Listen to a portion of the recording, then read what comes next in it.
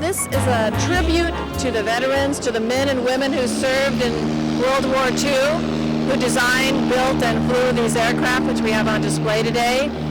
This is especially in memory of those after the 9/11 attack, to help us realize and make us more conscious and aware of how fragile freedom is and how vulnerable we are. So these men and women have given us a sense of well-being we have today. We have the P-40 Warhawk, the P-38 Lightning, the P-51 Mustang, the B-25 Mitchell. The museum has also brought some of their aircraft down, the YF-23 Black Widow, the de Havilland Tiger Moth, and the X-AT-6E with the Ranger engine. Despite threatening clouds, a good crowd showed up.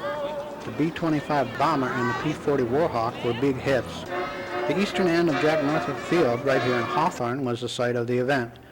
But when the rains came, everybody took it in stride, ducking for cover under the wings of planes. There was no need to evacuate using this old seaplane.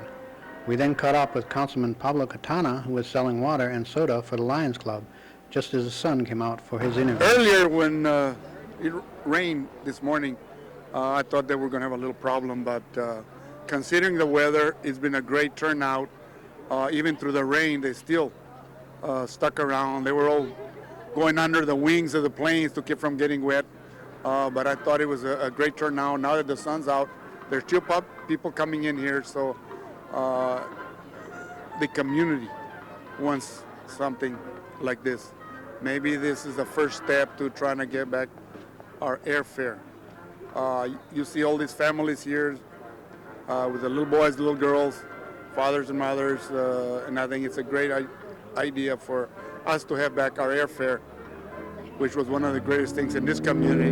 Everybody look forward to it, so hopefully, it's a good start. Well, this little guy didn't have a lot to say, so we'll let his dad explain. And I thought it'd be fun for the kids to come out here and just get up close to some of these planes. Unfortunately, they're not like this at home.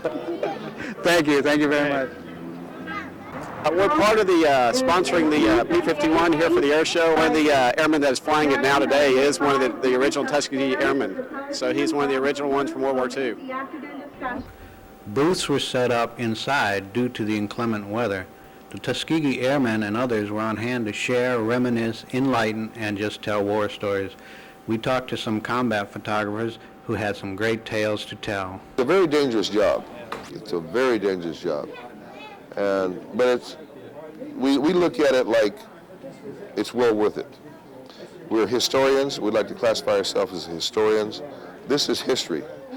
When you see this footage on the History Channel or see the pictures in books, and you look at the horrific shots of people getting killed or shot, explosions going off, you don't think about that there's a guy standing there. This is one of our members here. This is Heinz Fritz, who was Hitler's personal photographer.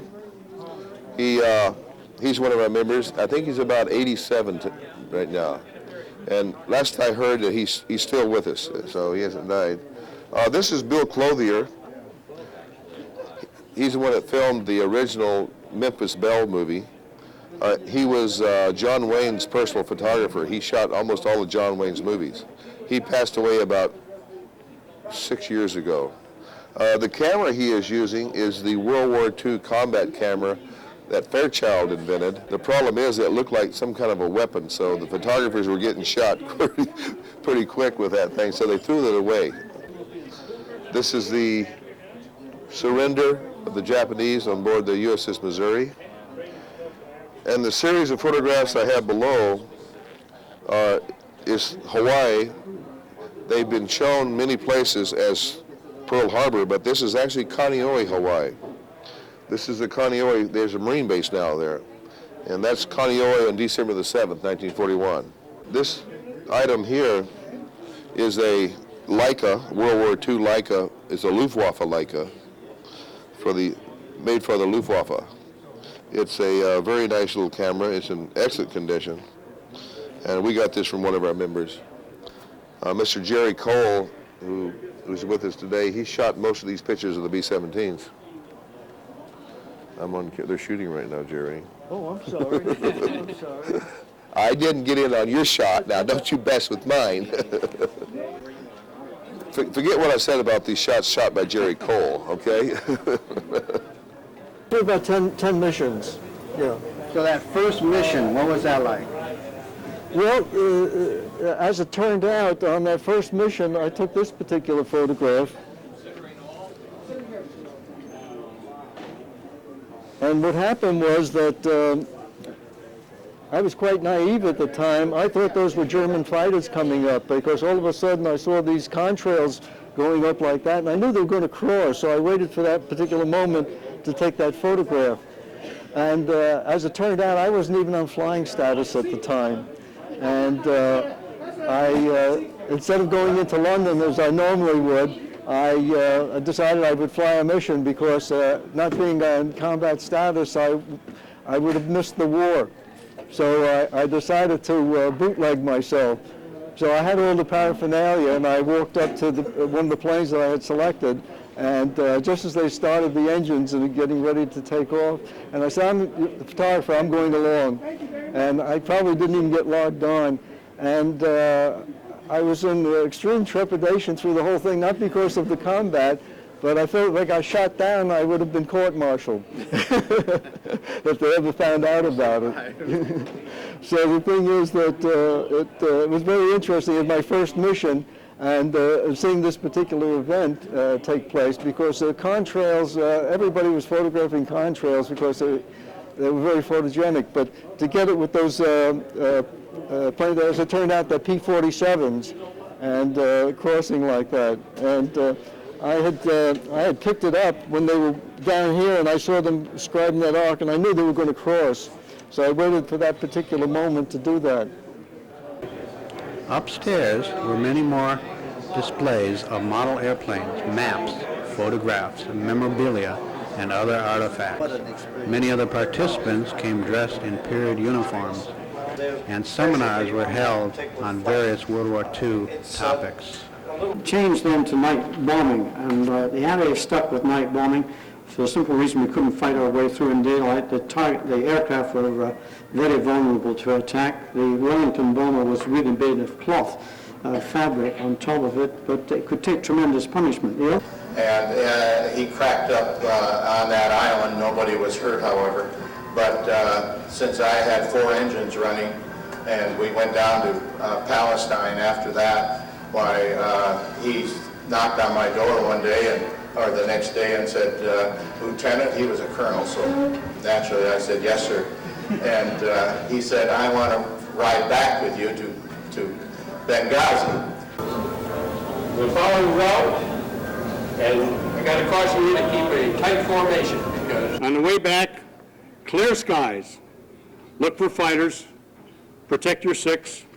On return, bases will be scattered clouds, ceilings 5,000 feet, visibility 10 miles. Good luck. But apparently 2 of our bombs failed to go. One was hanging by a shackle and the other one was in place. These are 2 500-pounders, and we're at about 28,000 feet. The temperature is 40 to 50 below zero. And there's a great deal of turbulence in the air from the other groups before us, so you can picture the plane is not moving on a steady course. And the pilot calls out, he says, Al, get in the bomb bay, do what you can, we got to get rid of those bombs. There's a terrific drag on a plane, I can't stay in formation. So immediately I disconnect my heating suit, and I take off my gear, whatever I have, and I leave the intercom behind. I have to disconnect from that, and my parachute has to remain behind because I just can't take anything with me into the bomb bay. I've got a job to do there. So without hesitation, I just crawl up through between the piles. The bomb bay is open, and I extend my upper torso to the outer edge of the plane where the 2 500-pounders are. One is hanging by a shackle, and I'm working hard, but you don't have the strength at high altitude that you have on the ground.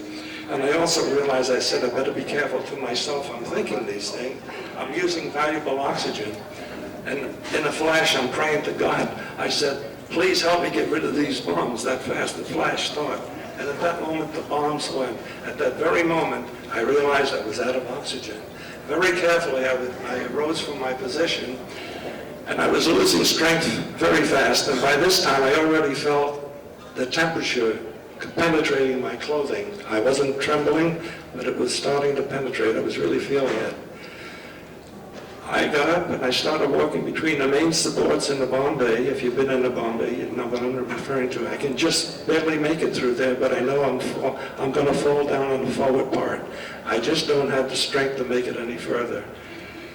So I fall down and I put my arms through the catwalk, and I'm thinking to myself, I guess this is the way I'm going to die in combat because of the lack of oxygen. I haven't been hit by a bullet, and I haven't been hit by anti-aircraft, but I'm going to die here and go into sleep because of that lack of oxygen. At that very moment, the top engineer reached down. I was close enough. I knew I had to get up to the forward section of the bomb bay.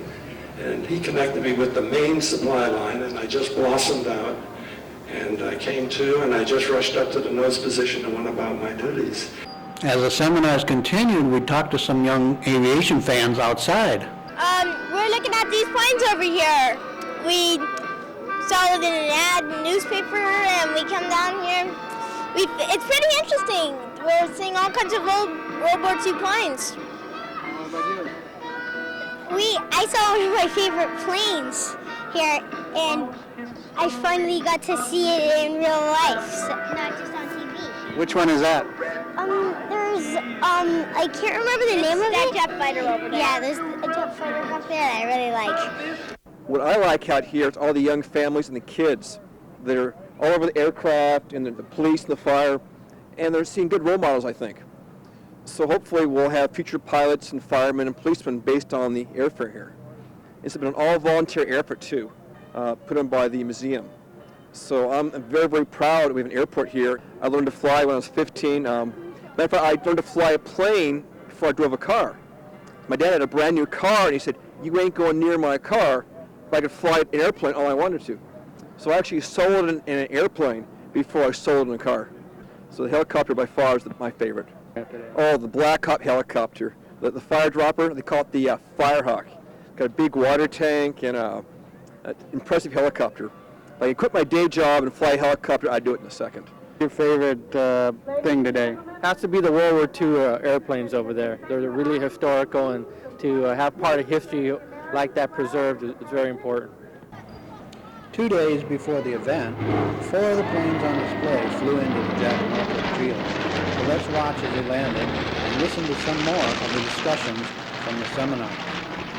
Future lay with the fact that armies fight enemy armies, navies fight enemy navies, but air forces fight enemy nations. And you can then carry the war right to the homeland and take out the industry and also labor morale. The casualty rates were very, very high. It sent out a dozen aircraft. We only had 200 total bombers at the beginning of the war, and they were all pretty well obsolete at the start of the war. And the big 4-engine